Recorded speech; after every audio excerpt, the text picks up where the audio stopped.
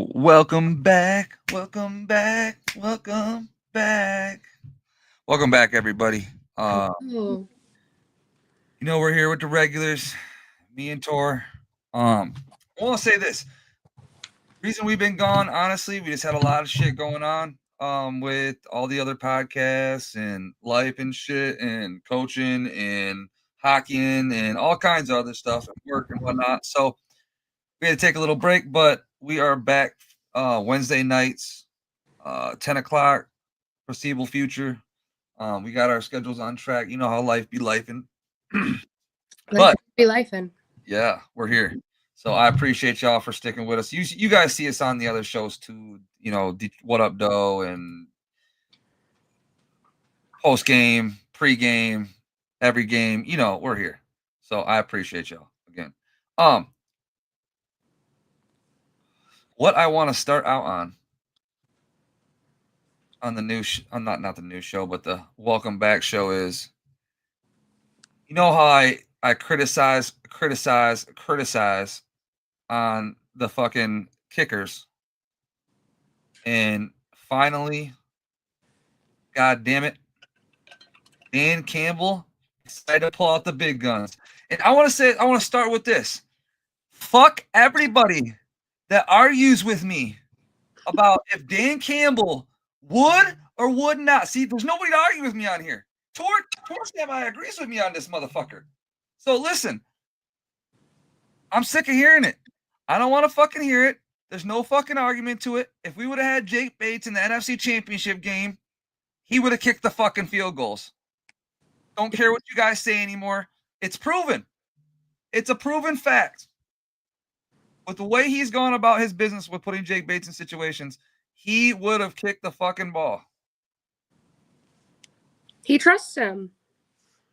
And that's what we were saying last season, is he did not trust him. Exactly. And everybody wanted to argue with me and say, oh, no, Dan Campbell's just being Dan Campbell. Blah, blah, blah, blah, blah, blah, blah. That's just he's just going to go for it on fourth down every damn time and all that bullshit. No, bro. We needed a fucking kicker. Mm-hmm. That's what it was. Badgley was not it. No. Did not trust him for what that was. That's why. That is the reason why he did not kick the ball. Not because fucking Dan Campbell fucking da-da-da-da-da. No, bro. Needed a kicker. We fucking found one. We found a demon. Legatron. Like, I can't believe that nickname, though. I love it. The guy's been here for like a half a minute. Yeah, and that half a minute has been great. Listen, yeah, but the second half of the minute might not be. You never know. You know what I'm saying? Like, we can't be giving a Legatron away with just like with nothing. Like, he's pretty automatic. Machine Legatron. I don't know. That one's a wild one right there. That one got me though. I was like, what the hell? He's 14 for 14 on field goals. So, and 97% for extra points. Yeah, and Fairburn, up until that one he shanked left from like 55 or whatever the fuck it was, he was like, I don't know, he was like 11 or 12 or some shit. Yeah, but what is his range? He's a good range. He hit from 55 plus literally multiple times. And I know he's done it multiple times this season for sure. Outside of that game, like, so Jake Bates, hey, listen, we talked about this in the podcast on What Up Doe and all that shit, Tori, like about Jake Bates and getting him off the Panthers and all that shit when he was doing that, on Ford Field with 25 people in there and, a couple, fucking mascots. Right. So I don't know. I want him here. I love that Dan trusts him. And that shit needs to fucking continue because that Texans game right there is exactly why you have him kick fucking field goals. Look what happened. Because whenever you get within the 45, 40, you know what? You get points. And that's fucking dangerous. It's automatic for him. That is fucking dangerous to have. And did you see the clip of Dan Campbell, his reaction? Like, Jake is going to kick, and he's just sitting there smiling. Like, he knows it's automatic. And that's just showing he trusts him. Hey, Skinning of his teeth on a couple of them though, but I don't give a shit. He's making them. I mean, honestly, he slipped them through, but I just don't give a shit about that either because he slipped them through. Those are the biggest kicks he's ever had in his life. And what was it? He was just a few years like just selling bricks, right? Hey, bricks and Jesus. That's what he was about. Bricks and Jesus. And hey, man. Now he's winning us games. Yes, for Jesus, and I love it. For Jesus. Trust me, man. I'm right here with you. Keep kicking those fucking field goals, buddy. Absolutely. I love him being here. I love his story. Right when his name started coming up, we started talking about him on LFR, and we were like, this is something to watch. Local guy, and he's doing it in Ford Field. Like, we need him. We got him. Yeah, no, it was, I don't know. It was just a perfect storm. Mm-hmm. Because of our whole kicking situation with Badgley last year. Now, don't get me wrong, the guy wasn't bad, but for some reason, Dan just wanted nothing to do with him. Mm-mm. Him or Riley. He was going back and forth with both those motherfuckers for a grip. So like, he didn't. We had trust that kicker neither of them. carousel for what, 2 years, 3 years? Yeah, he didn't fucking trust neither of them, dude. He didn't trust not a fucking neither. Trust Jake Bates. But for some reason, he trusts Jake fucking Bates.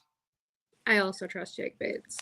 I mean, he hasn't Although when he went to kick it, I was still like hiding under my blanket, like, oh God, please, please, please. Honestly, I'm with Dan too. I watched that. I was just like, yep, he's got this. I have to get this. So scary. He ain't gonna let us down on some shit like this. No, That's just no way. I don't. He's just had too many good situations. Like to me, it's like he's had too many good situations to miss a kick like that. Yeah, I agree. Especially because you know what? I don't even think these may be his biggest kicks. I think that 60+ yarder that he had on the Panthers when he was a fucking spot kicker was way bigger than fucking either of these. Because that's really what put him on the map. He misses that, none of this happens. No. So he did that a couple times. Right. Right, that's what I'm saying. So I really, that was his biggest kick. This is the second biggest. So 64 yards. Yeah, shout out to Jake Bates, fucking Legatron, as people want to call him. Legatron. Fuck, man. One other thing I did notice in the game, not Jake Bates, new addition was on the sideline, fucking chained out, fucking glistening, fucking looking fucking big, fucking ready to go. And he was helping out on the sideline a lot. Oh yeah. He can only give advice and stuff to some of the younger players, but fuck, dude. He's ready to go. He is I think he's going to what is his stats this year? I know you got him written down right there somewhere. Let me pull him back up. Because he's doing well. I think he'll like Detroit more than anywhere he's been. I think so too. He's fitting just like a glove. Right now he's got 5 sacks, 23 tackles. Oh my God, my phone's freaking out. But 5 sacks. And that's shared from Myles Garrett too. Yeah. He is fitting in like a glove. Like the fact that he was coming in ready to play, like I can play, but Dan had to like, no, take care of yourself.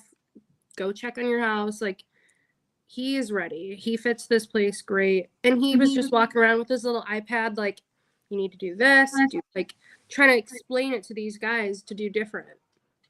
He didn't get a break. So that's what I'm saying. Dan's a real one. Like people don't realize how real that shit is. Like that Houston game is a big fucking game. Like having him come in and sit out. Like people say, well, he wouldn't know what to do. Motherfucker, defense is not offense, guys. That shit is plug and play. He knows his job, and his job is to get the quarterback. Like that shit is not hard. They're not gonna send him out there and have him fucking do dropbacks and weird shit and all these random calls. They're not gonna do that. They're gonna put him in very good position if they would have played him to go get the quarterback. Yeah, that's what it would have been. So and he could have done it completely fine, but the fact they gave him that time, that shows a lot. Yeah, that's some real shit. That's some real ass shit. And the players see that shit. Like, I don't give a fuck. The league sees that shit. Like, all the players that are looking to come next season and whatever we're gonna do and whatever it is, like, they see that shit. So, Oh yeah.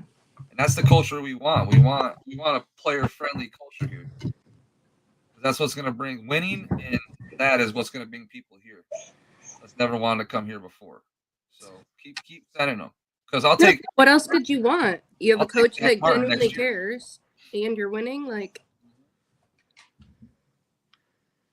yeah, like, I don't know. There's just a lot of benefits for that shit, and Dan and Brad are doing it very well when it comes to taking care of the players. And Zadarius obviously appreciated it, and I think he's going to be a fine addition to, on top of what we're already saying. I think he's going to come in, fit right in. I think he's going to fit right in with our defense. I think he's going to help a lot with our defense.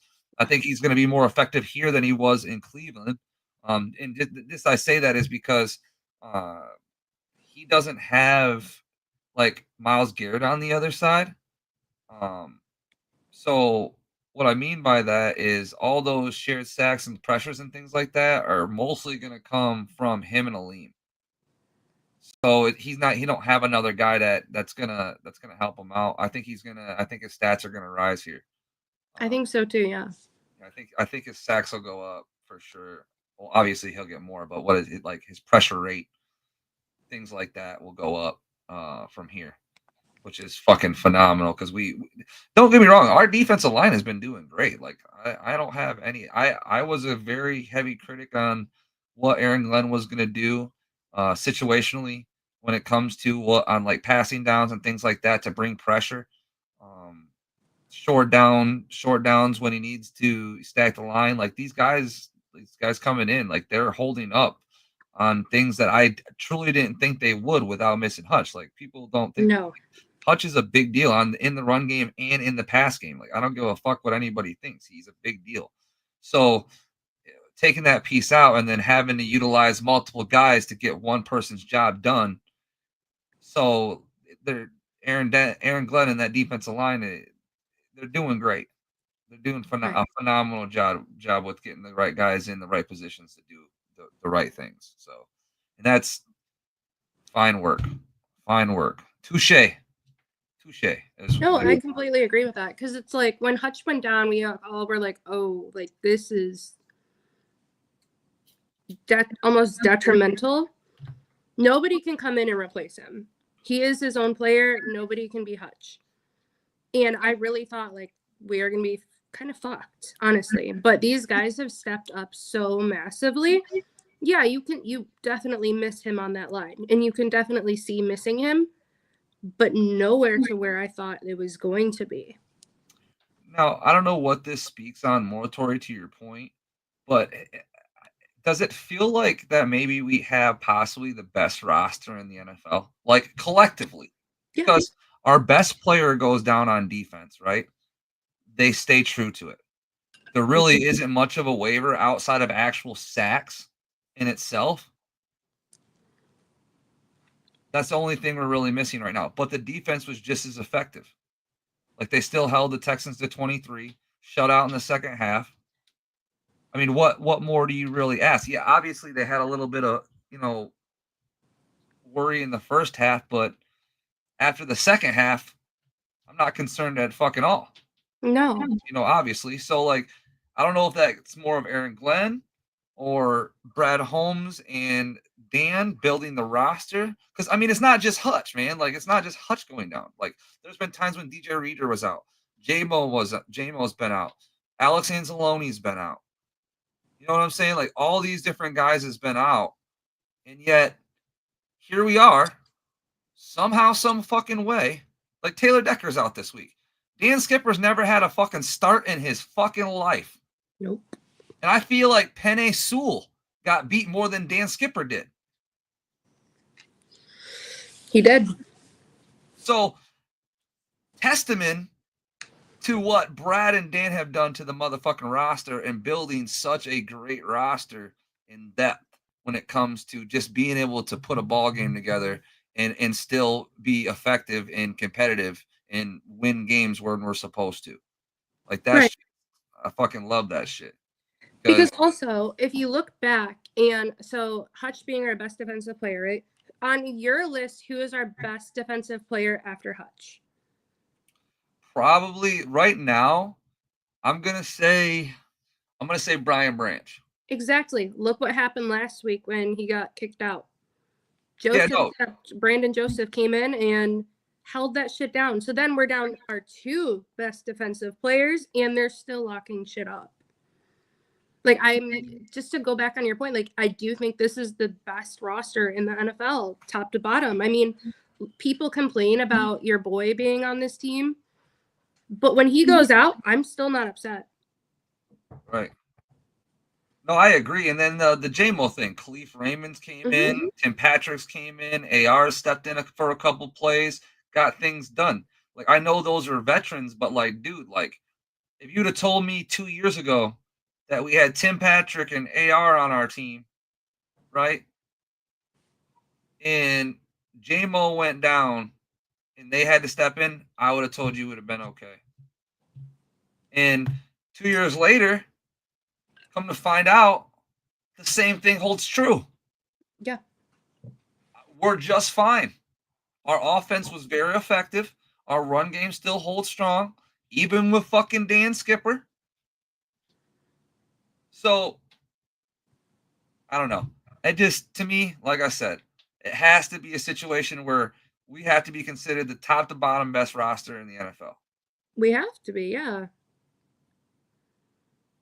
Especially after beating the Texans at home with what we were dealing with. I don't want to fucking hear it. I want to say that was when we did our pregame or preseason show. I think that was the one game that, like, it was that in the Niners that I said I was like, I'm terrified of both of these games. Like, these are the games of the year for us. And we talked about it. Same. Yeah. Literally. That was our prediction to lose in Houston. Mm-hmm. And I think me and you both had 4 losses on the season. That was one of them. Yep. Hey, I'm not mad about being wrong. No, absolutely not. I'll take that win. It was a very ugly win and very painful, but a win is a win. Hey, when you stick around, that's what happens, though. When good teams stick around. And that's another thing is, like, we always just, for years, we watched them come up with ways to lose. Now it's just completely flipped. I think Ben said it in an interview. This is the Niners scheme, but opposite of last year. Like, we're coming up with ways to win, and that's what great teams do. No, I agree with you, and that's a good transition of what I want to talk about next. Anyways, it's the great players too that realize that no matter what happens, you got a fucking chance if you stick around. Mm-hmm. You know what I'm saying? And I mean, I'm not going to be super critical on Jared. The next question that I have to talk about is: do you think Jared even gives a fuck about the MVP race? Like, I don't think I think deep down every player like thinks about it. Like, hey, I might be the fucking MVP. Like, he's going home to his fiance and going, hey, listen, hey, honey, you want to lay down for the old potential MVP? You know what I'm saying? Everybody's doing that. Every guy has that ego. You know what I'm saying? But deep down, I don't think that he gives 2 fucks about if he won the MVP, if he wins a Super Bowl. No, I don't think he cares. Even if he gets there, I don't think he gives a fuck about any of that. I think he's at this point in his career, he is so team oriented and so one goal driven that, like, none of that shit. I don't even think he's thinking about that shit.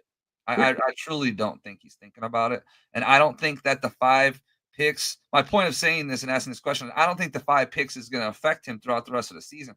Because if you think about it, he doesn't throw picks very often. I mean, he's had 4 all year in games. But what I'm saying is, if you look throughout the years that we've had Jared Goff, I mean, he realistically doesn't throw picks very often, and when he does, he throws them in bunches. So if you're saying that he threw 5 picks so that means he's not going to throw a pick for the next 4 games?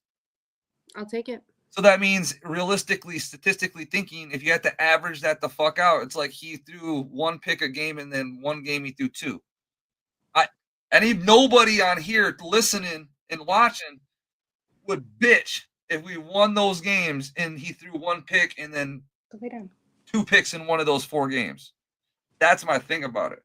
So we got to see what the rest of the season entails with Jared.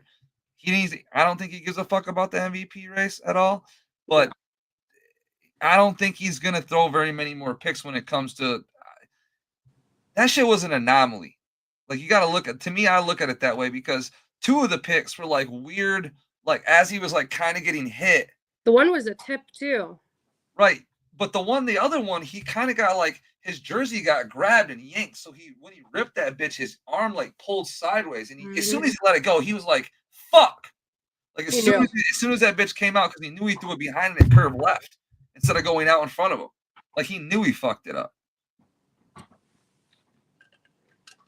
I'm just not, like I said, I'm not super mad at him when it comes to really any of those picks outside of the one where the Huck and Chuck one where, listen, man, he knows better on that one. If you're gonna throw it to the guy like that, you need to throw it away. You know what I'm saying? Throw it away from the wide receiver so he can only go get it, or nobody goes and gets it. Like that's just that. But the one he did get hit in the back with a jersey pull, and he got like that one was wild. Then the one where was it the JMO one? Yeah. That one got picked. But that one, Penei Sewell got fucking destroyed on that one. Daniel Hunter hit him with a and a spin and fucking turned that man into Swiss cheese. Like that's the first, honestly, honest to God, Lions fans, listen. Is that not the first time you've ever seen like Penei Sewell? And we've seen Penei go against Daniel multiple times and a bunch of times, bro. Like that's the first time I've ever seen him get turned into Swiss cheese like that so bad. Like that's the first time I've ever I'm a season ticket holder. I've gone to 50 fucking games. Like that's the first fucking time I've seen that motherfucker get destroyed like that.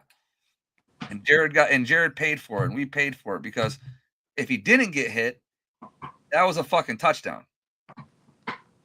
J-Mo outran the safety and the fucking corner and had like 3 yards on those motherfuckers. So I don't know. Some of those picks are weird to me. That's why I can't entirely blame Jared on any of that shit. So, and I bet if I watched the all 22 so I could watch that backside of those, probably a couple of the other ones are like, well, that might be a little weird. So I really wasn't too mad about any of them. I mean, am I happy about them? No, fuck no. But he didn't have a bad game. He really didn't. We won the game. We won, yeah. But like outside of that, like he really, I mean, it's hard to say he had a good game. He had 5 picks, but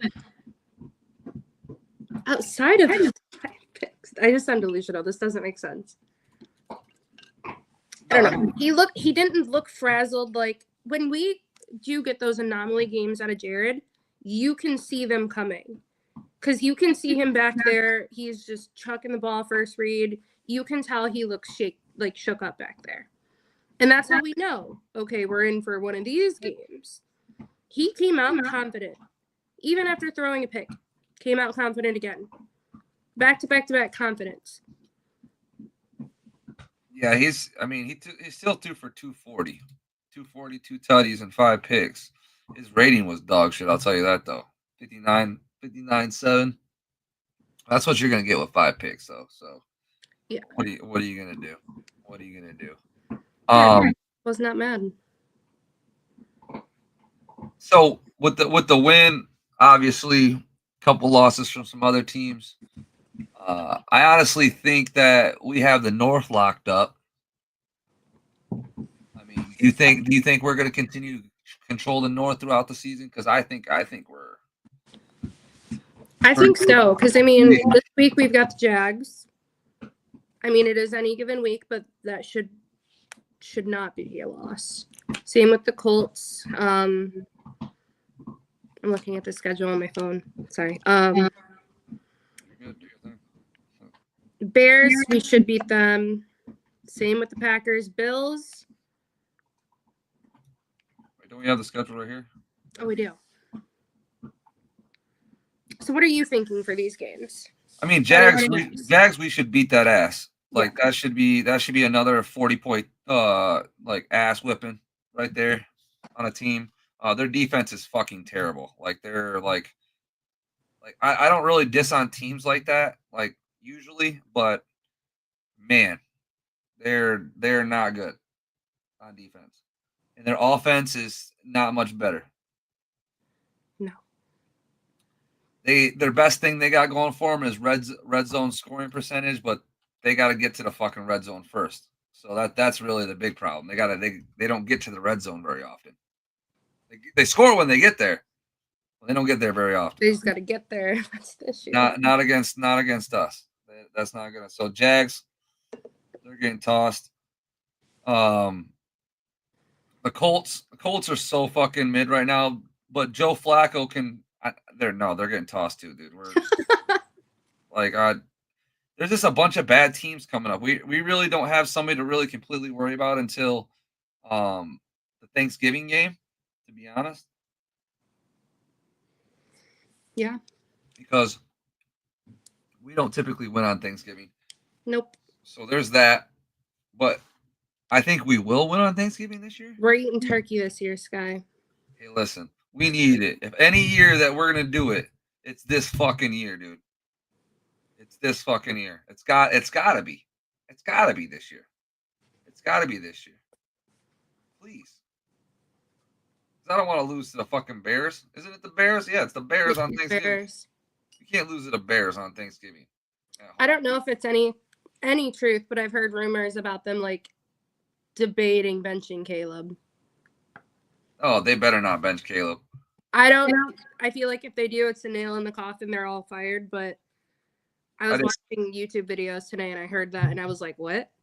Once you in my opinion, once you start him, you can't sit him. So I don't really like what Indy did to AR. What about Bryce Young?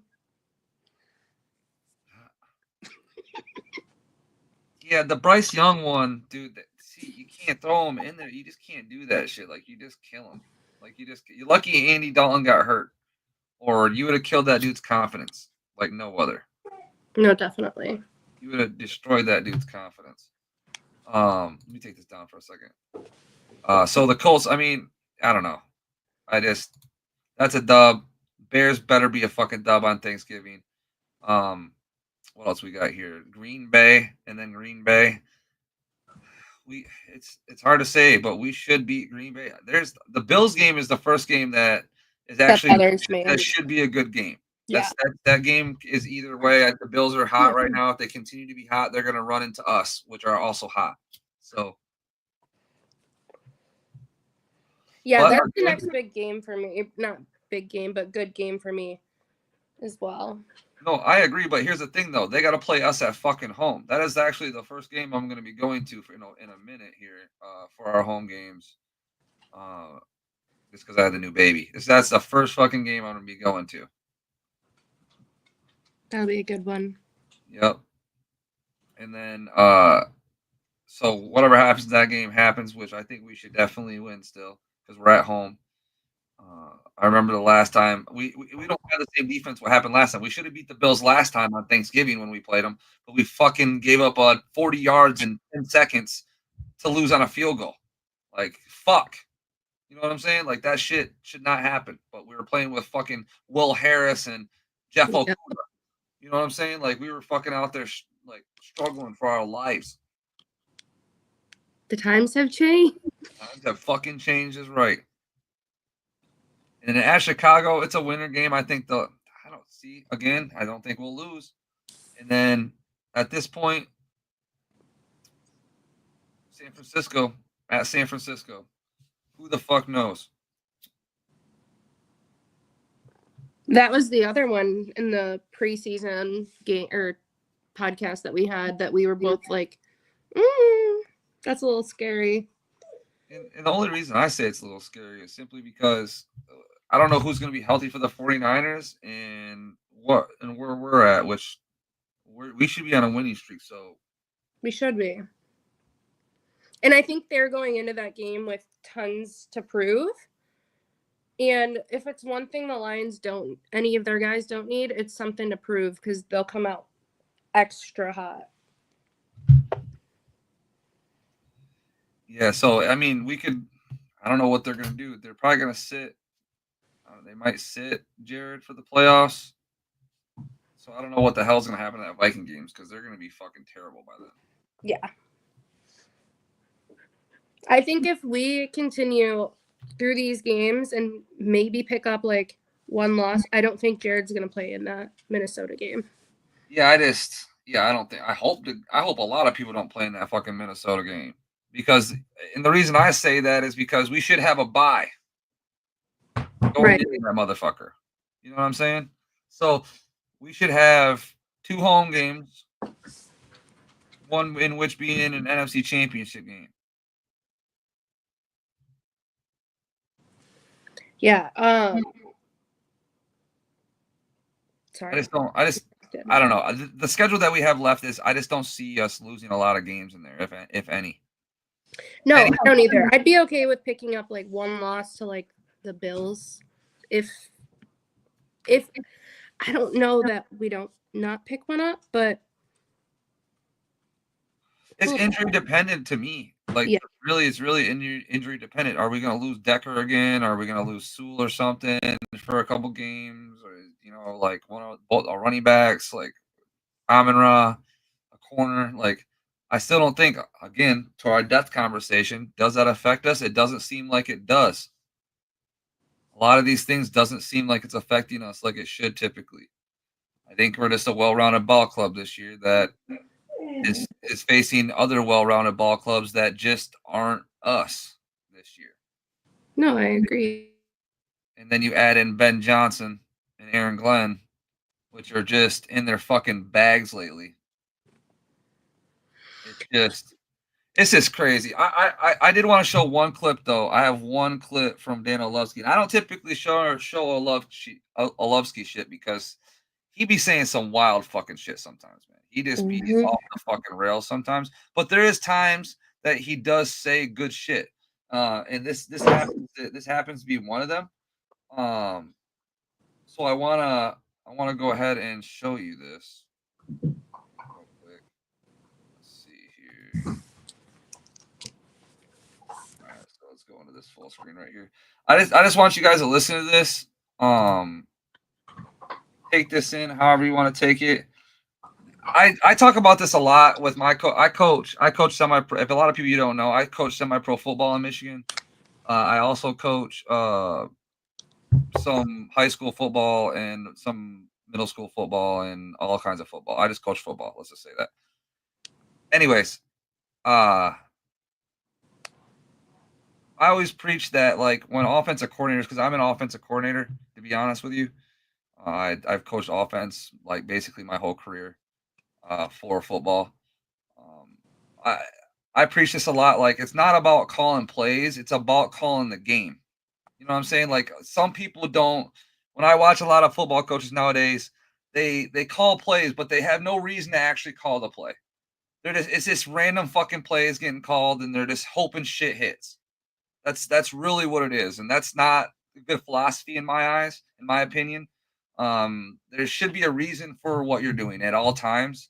Either it being the reason you're setting up the play with the formation, the reason that you're giving motion in the play, the reason that the look you're giving the look again.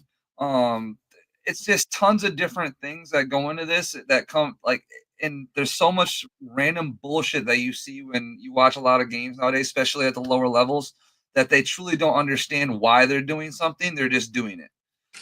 And this video explains a lot to me, honestly. And like, if you've never seen like an actual play caller like do such a sequence, now typically you see these sequences happen not in such a short frame. Like what I mean by that is like the down and distance versus like the series. He's doing it. This Ben does the same. Basically, what you're gonna watch here is he's gonna do basically the same look with the same motion with different personnel, right? With different people, and then basically setting up the defense in the same series, the same up and down the field right here.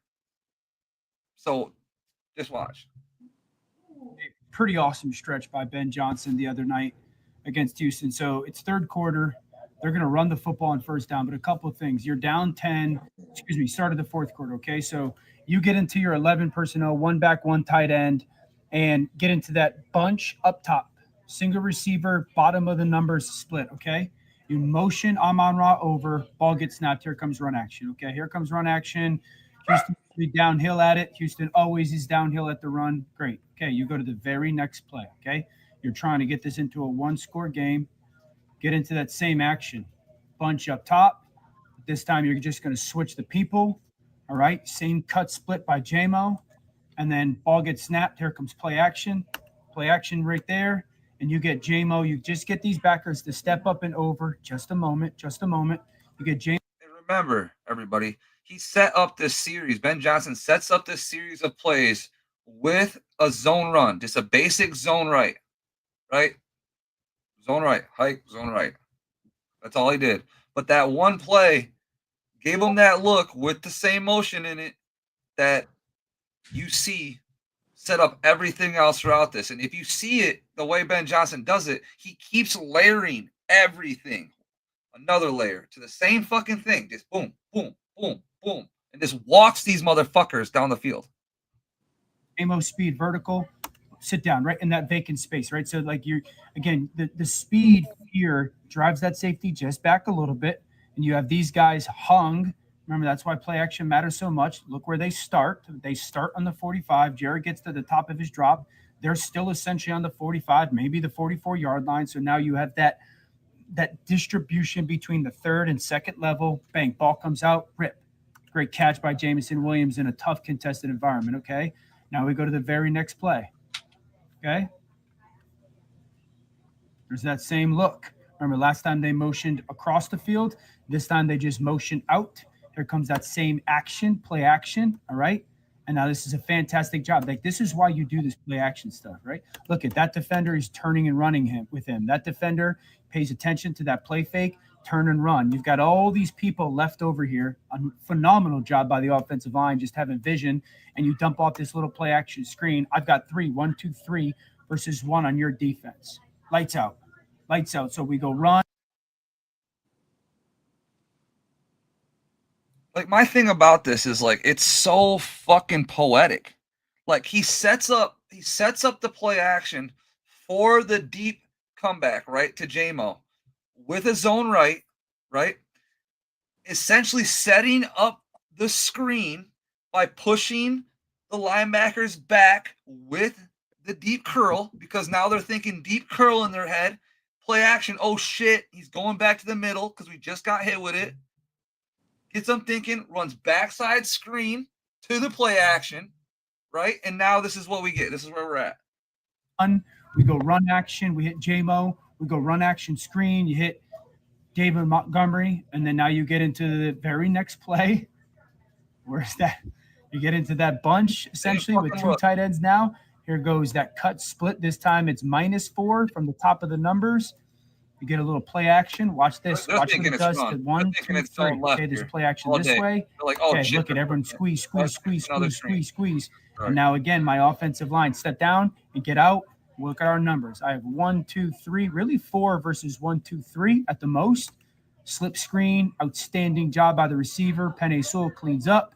Phenomenal job by that right tackle, that right guard. This was a pretty awesome stretch by Ben. Hit lights out. So we go run action. We hit JMO. We go run action screen. You hit David Montgomery, and then now you get into the very next play. Where's that? You get into that bunch, essentially, with 2 tight ends now. Here goes that cut split. This time it's -4 from the top of the numbers. You get a little play action. Watch this. Watch what it does to 1, 2, 3. Okay, there's play action this way. Okay, look at everyone squeeze. And now again, my offensive line, step down and get out. Look at our numbers. I have 1, 2, 3, really 4 versus 1, 2, 3 at the most. Slip. To be that guy right there that's getting smoked by Penei Sewell. Like, look at that, dude. You're getting blocked by Tim Patrick, right? And then all of a sudden you look right. And it's Penei fucking Sewell. And there's Penei Sewell fucking leveling you. That's not good. I just had to say that. Screen, outstanding job by the receiver. Penny Sewell cleans up. Mm. Phenomenal job by that right tackle, that right guard. Bazinga. Body on a body. We're playing football. Really well operated by Ben Johnson and the Lions. That whole just, to me, got everybody watching, like, that's how you fucking call a football game. Right there. That's how you do it. Poetry. That's what I'm saying. That's why everybody loves Ben Johnson right there. So, welcome to the fucking Detroit Lions show, NFL. Because you're going to be seeing that shit for the next umpteen weeks that we have all the way until we get to the bowl. 11 more games. Right. And everybody's going to say that we're fucking toot our own horns, but I don't give a fuck. I mean, we have the stats that back it up. We just came back fucking at 16 points in Houston to pop that pussy. Like, what do you want? You know what I'm saying? Like, what the fuck more? We just went to an NFC championship game and lost because we didn't kick a fucking ball. Right? In a fucking a Reynolds fucking drop pass. Like, settle the fuck down, people. We're here. Okay? Fucking act like it. And we are staying here. Get in line accordingly. Because it's us and then everybody else. So I can't wait. I can't wait. And I hope, and isn't the Eagles right now, aren't they like 7-1? There's something like that. 8-1. So I saw their stats the other day and I was like, fuck? Can't fucking wait. Can't fucking wait. Darius Slay, come on down. But remember last year, they were doing really well up until the end of the season, and then they just had should be studied historically, how bad they became. Isn't what's his name on that team too? What's his name? Safety. TJGJ, yeah. Yeah, Gardner Johnson. Oh, he's been cooked a few times. Oh, buddy. The videos are fun. I can't wait. Oh, shit. All our guys just the comments. My bad, Jeremy. I didn't even see you. My bad. What'd you say in here? Let me look at some of these comments real quick. What's this man saying? I don't know. Let's see. Let's go back up here really quick. This guy's new to doing the hosting. Let's see here. Do you think Houston was good? Yeah, I mean, he sat in some Gatorade, but yeah, I mean, he was effective enough. Listen, I feel like he finally got his swagger back though. A little bit. That's my thing. That's the first time in any of his pass rushes we've seen his little dip. I think his back's finally feeling, his legs are finally under his ass. You know what I'm saying? Like, I feel like he's finally like got a little swag back in that sense. Hopefully he keeps it. Yeah, the Bears are awful. I can't see these comments. They are. Questions are what team called Tyson? Yeah, he should have started in the first place. Wait.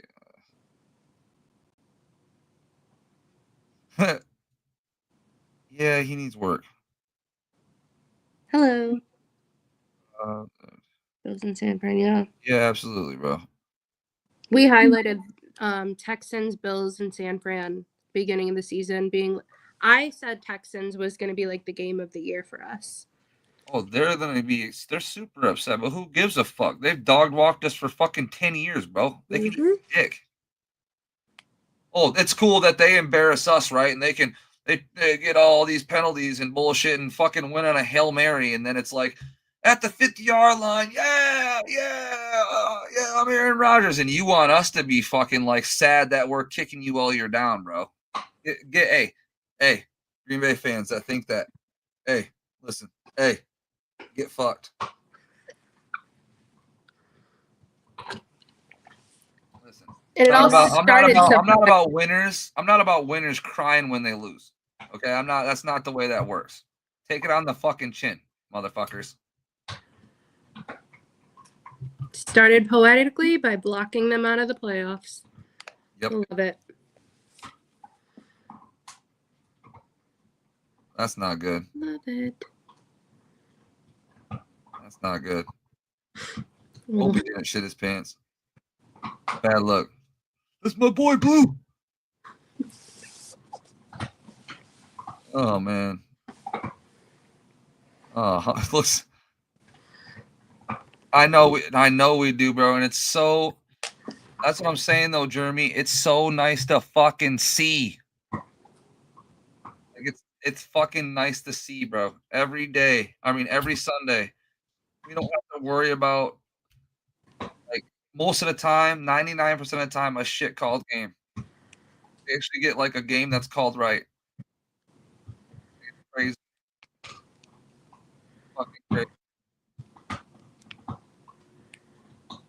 That's gonna be always and forever until he's out of the franchise. That's what you're talking about here. I would agree. Oh shit. Yeah. Chicago. Yeah. Well, that's what I'm saying. I don't really give a fuck about that. Yeah, that's. I mean, Tracy's good. Chase.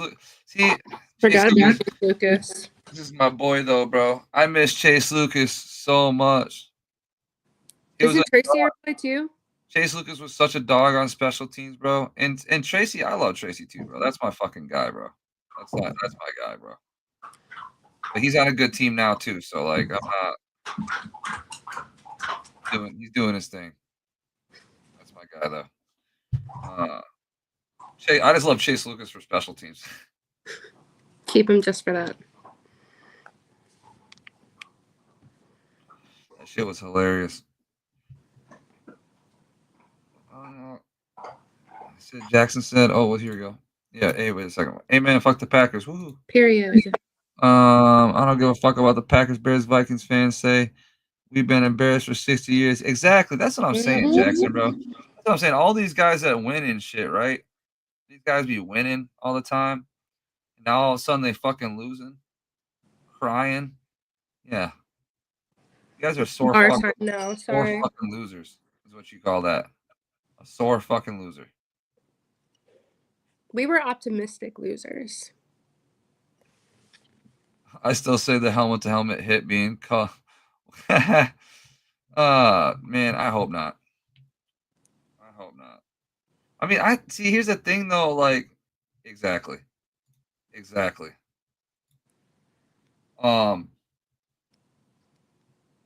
Listen, I still don't think Goff had that horrible of a fucking game, though. Like, if you look at the game, no, he didn't. Like, take away the picks. Good game. Not a bad game. Not a bad game. Goff really wasn't in his normal funk either. It was, like you said, like, just a... He wasn't missing. Like, the times that he did miss, I'm telling you, he literally got hit and shit. Like, it's hard to blame a quarterback when you get hit when you're throwing the fucking ball, like, or your line gets pressed back into you and shit like that. Like, that's not fucking Jared. No. And when Jared's having an off day, you can see it. He is back there looking like he saw a ghost. And he was out there confident as could be. Right, but Taylor Decker was not the problem. Not being there. No. I mean, what's his name? Dan Skipper played fine.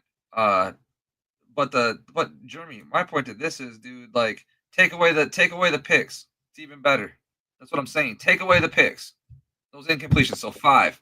Take away 5 incompletions. Take them away.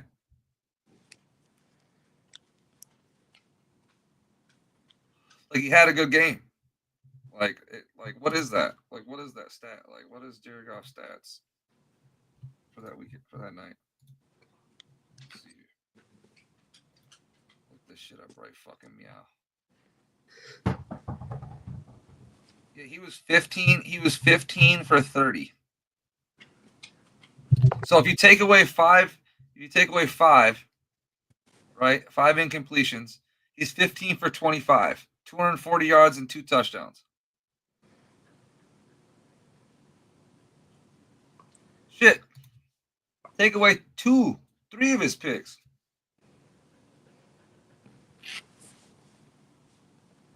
Yeah, like, I don't, like, dude, I agree, dude. Like we've seen Goff like have bad nights, Yeah. and it was not that. You know what I'm saying? Like he was still confident. He was still rocking that motherfucker around, bro. Like that, he was still throwing piss missiles. You know what I'm saying? Like he was still, obviously, because he was there, he won the game. He was still coherent. So like, I don't see the hate. Yeah. Like people watch fucking Brett Favre for 20 years, and you're bitching at this. No, I'm not really. It's not that big of a deal. He was not bothered by it at all. I think a lot of quarterbacks that happens, you're gonna see them out there like visibly upset, and they're not gonna perform. He's gonna come out next week looking great. He's not gonna be bothered by it. Yeah, they're, what did I say? They're the worst. So opponent points per game, 26th. They're ranked 27th. Opponent's yards per game, 32nd. Come here, Archie. Opponent's points per play, 26th. Opponent's yards per play, 31st. Opponent's third down conversion percentage, 26th. Fourth down, 20, ranked 20th. Opponent's red zone scoring percentage, 23rd. Opponent's touchdowns per game, 26. Like, dude, listen.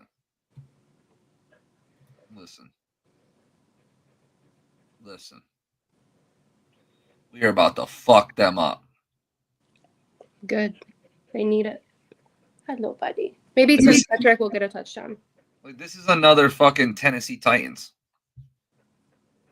Everybody got a touchdown except Tim Patrick. Damn, Every single person. Tim probably went home, was like, damn, Goff really don't. They tried. No, they tried. You really don't fuck with me, bro. They tried. I literally had a tweet, and I was like, Laporta, check. Gibbs, Monty, check. Saying everybody, check. And I was like, Tim Patrick, you're next. They would have got him a touchdown. It would have honestly been fucking hilarious. They were trying to get the lineman fucking touchdown. Dude, hey, listen, they're done doing that shit, Jeremy. After that, I forget what game it was last year. It was like a game in the midseason where they kind of just went off the gas and the team almost caught up. Bro, they're not doing that shit no more. No. We were putting, if the Dallas game didn't prove nothing to you, bro, we were putting fucking bergs on anybody that wants to fucking take it. Happy birthday, Jerry. Listen, anybody, even Hendon Hooker's out there trying to score, bro. Hendon Hooker out there trying to score like a motherfucker, bro, up 40. He says, shit. I want one too. Playing time? Shit. Let me get one. You ain't gotta tell me, bro. Come on, is this college, bro? Give me that thing. How's this thing work? Shit. That dude's out there trying to score with fucking 50 points on the scoreboard, man. So good, as he should. if they do, it'd be hilarious. But every wide receiver. The Jags are not a good team this year. Trevor Lawrence is going to have to do everything in his fucking power to even keep up in this game. Their offense ain't ranked any better. Like their offense, what is it? Let's see. Points per game, 21st. Yards per game, 25th. Points per play, 17th. Yards per play, 15th. Third down conversion, 29th. Fourth, 23rd. Red zone scoring percentage, like I said earlier, 12th. Touchdowns per game, 17th. So what I'm basically saying with the saying those out loud, like, listen, they score when they get in the red zone a lot of times, but they don't get to the red zone. They just don't get near that motherfucker. So yeah, it's gonna be a shit show. He's getting close to getting his. Mac Jones start for the Jaguars. If Matt Jones starts for the Jaguars, we might lose. He beat our ass. No, that was Bailey Zappi. Wait, was that Bailey? No, that was Bailey Zappi. Never mind. That was Zappi, yeah. Never mind. I lied.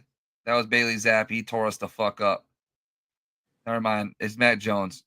If it's Matt Jones, then I feel even worse for Jag fans. What the fuck do you even do with that? What are you Yeah, gonna? You're going in? man. No, like, but think about it. You're going into Detroit. Are you sure he's starting? I'm looking at my fantasy because I have Lawrence on my bench and he's out. Oh no, Mackie Jones. Why? Oh, dude. Actually, He just got that man just got through in the fire, bro. Like, what the fuck? Good luck to you, friend. meet Harry Smith. We definitely getting a couple picks in this shit. Come here. That's just I didn't even realize it. That's hilarious. Okay. So let me do my score prediction right now then on this motherfucker. I'm gonna say 45. No, I said a burger. So I'm gonna say 52. I'm gonna say 52 to 17. Lions. With at least one defensive touchdown. Fuck it. Let's make it crazy. Because I see a sack fum coming. In a big boy touchdown. I see a big boy touchdown like a McNeil nice. scoop and score. Get the big boy moving.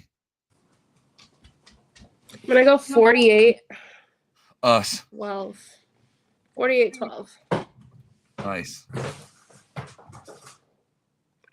And I think that it's going to end with us trying to get to 50. They're going to be pulling out some crazy shit trying to do it. I mean, do we have any animosity towards the Jags? I don't know. I don't think so. We've been beating the fuck out of the Jags for a grip, so. No. But I do think they're on a proven point. To be honest with you, they're just running through anybody that gets in their way just to fucking literally prove a point. So, like I said, 52-17 with a berg, drop down their ass, send their ass back to Jacksonville. And then we'll talk about the Colts next week because I don't think it's going to get any better No. for the opposing team being the Colts. No. That's going to be a shit show too. For them. Beautiful show for us. And then we might lose because it's Thanksgiving, right? That's next game, we're right? eating turkey. Isn't it Colts? Isn't it? It is. But we're eating turkey this year. We called it when we did our schedule thing. We better. That's all I'm saying. It's one of those years where it should be absolutely a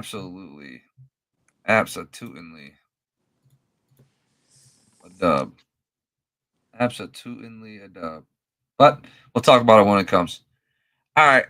I appreciate y'all for coming back, showing some love to us, to our comeback show. Like I said, my apology, Tori's apology.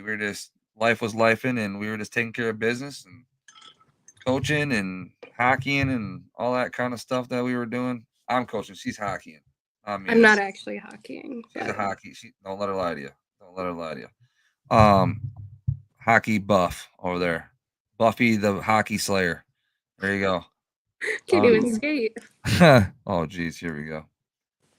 But all right, y'all. We'll see you next week. Wednesdays at 10 from here on out. You'll see it posted. All that kind of good shit. But have a good one. We'll see you soon. Bye.